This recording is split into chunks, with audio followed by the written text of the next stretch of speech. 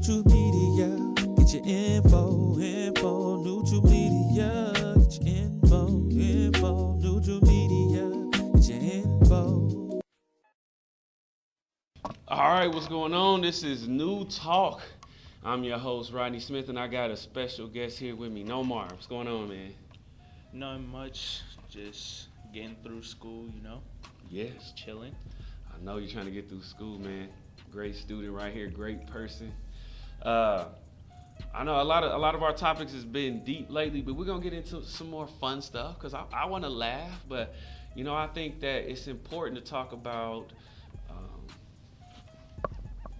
issues and problems that are not normally talked about. So that's why we've been talking about the value of black males, because if we look at the numbers, black men are getting killed and imprisoned at historic rates. And to me, that's important. To my kids, that's important. To the youth, that's important. To America, it's important because black men are a part of America. So if they're getting killed and incarcerated at higher numbers than other people, that's going to affect them too. Do you think so or no? Yeah, I think that's gonna affect them too. And it's like when you see a lot of like black individuals go down the same road, it makes it hard for you not to fall. Like when you see so many people do the same thing over and over again, like we see our favorite people, like rappers. All the rappers have some type of criminal record. If you really think about it, that's true. Like all kinds of rappers have criminal records, and when we see them as youth, we're like, oh yeah, they do drugs, they do this, they do that. We're gonna try to do that too. So the drugs become cool? That's basically what's gonna happen if we seeing rappers and stuff do it.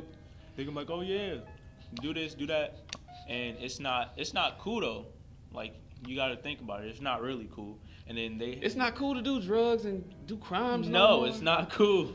It's never cool. You're supposed to make sure you make it in life and not go down the bad road and be in like the slums and jail and not making it in life. So if that is the image that many of our rappers are portraying and that becomes cool, does that help to devalue the life of a black male in our society?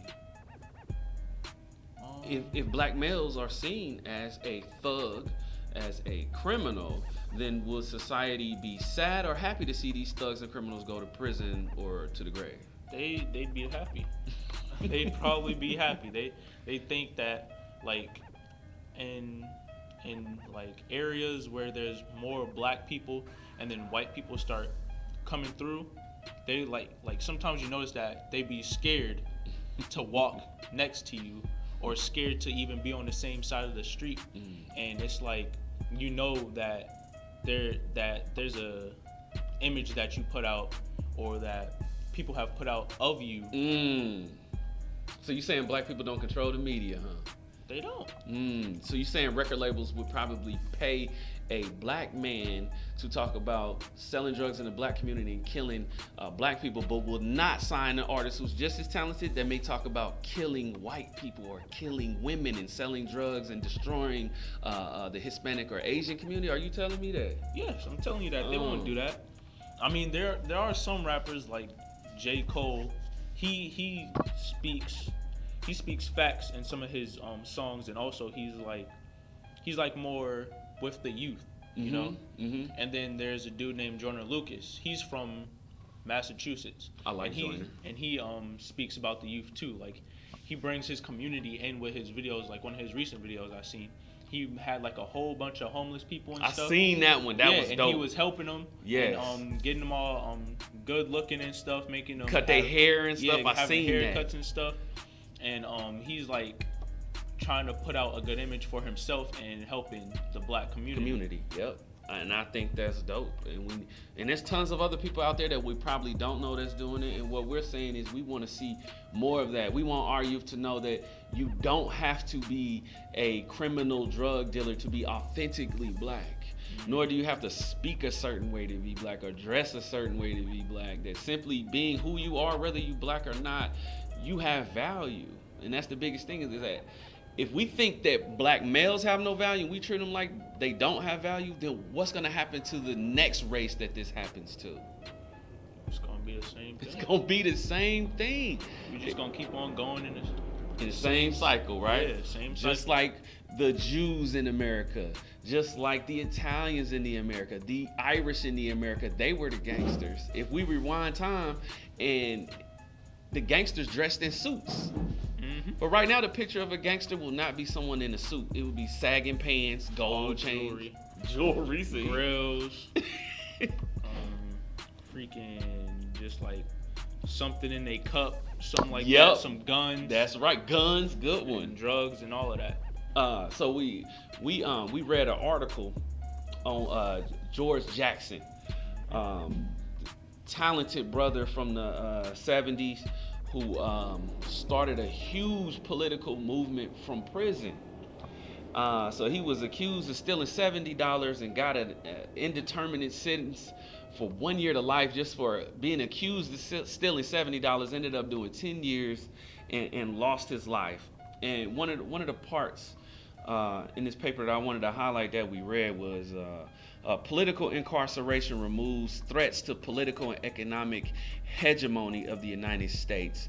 And to me, what this means is that the United States will lock up any group of people who poses a threat to the economic and political power of the United States. And for many, that will be the black men, which is one of the reasons we got the KKK, because these freed slaves now have the opportunity to display their skills in the open market and threaten the jobs of whites. Does that make sense to you? Yeah, that makes sense.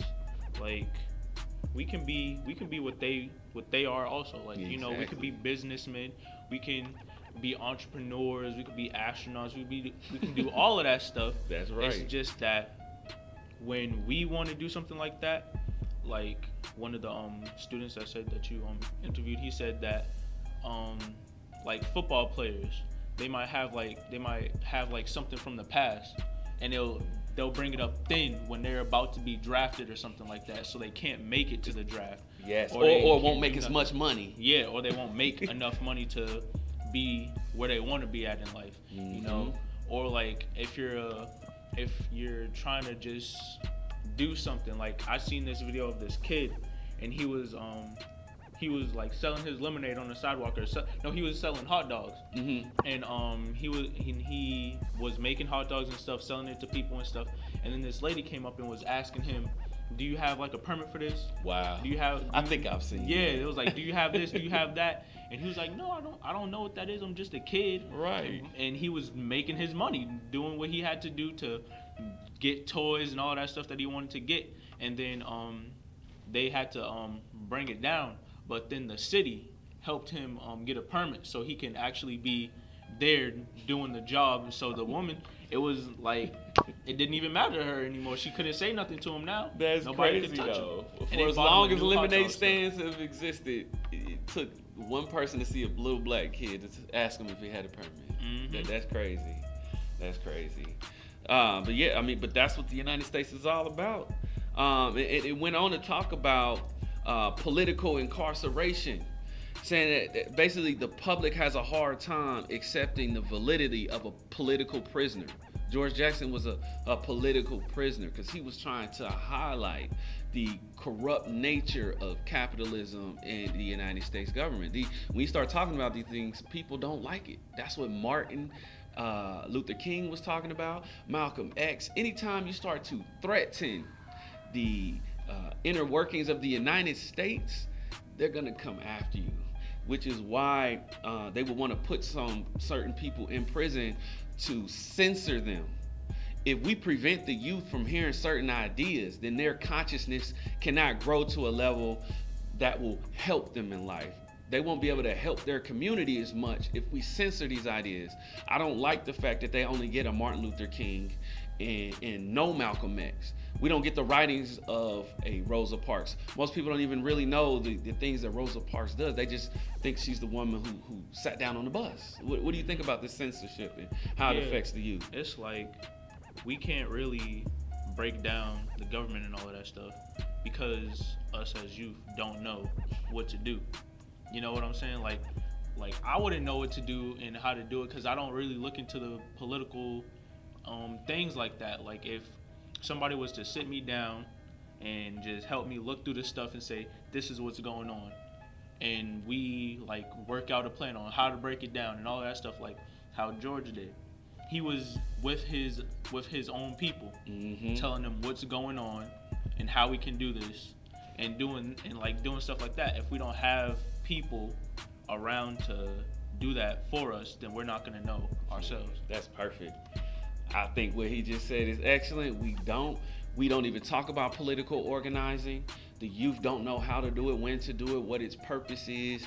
They don't know about different political organized struggles. They don't know about Martin Luther King and the Southern Christian Leadership Conference, which was the organization that he was a part of. So how can we expect them to then graduate high school, graduate college, and be active politically and vote correctly and do all this and that? How? When the system is not even set up for them to know about it or how to do it. Right. Anything else you want to say before we end it? Because I think that was good.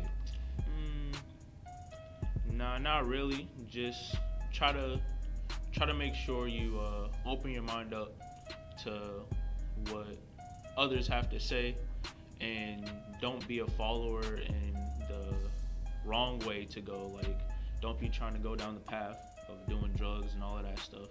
Try to make your own path. You know, that's pretty much it. Hey, that's what's up.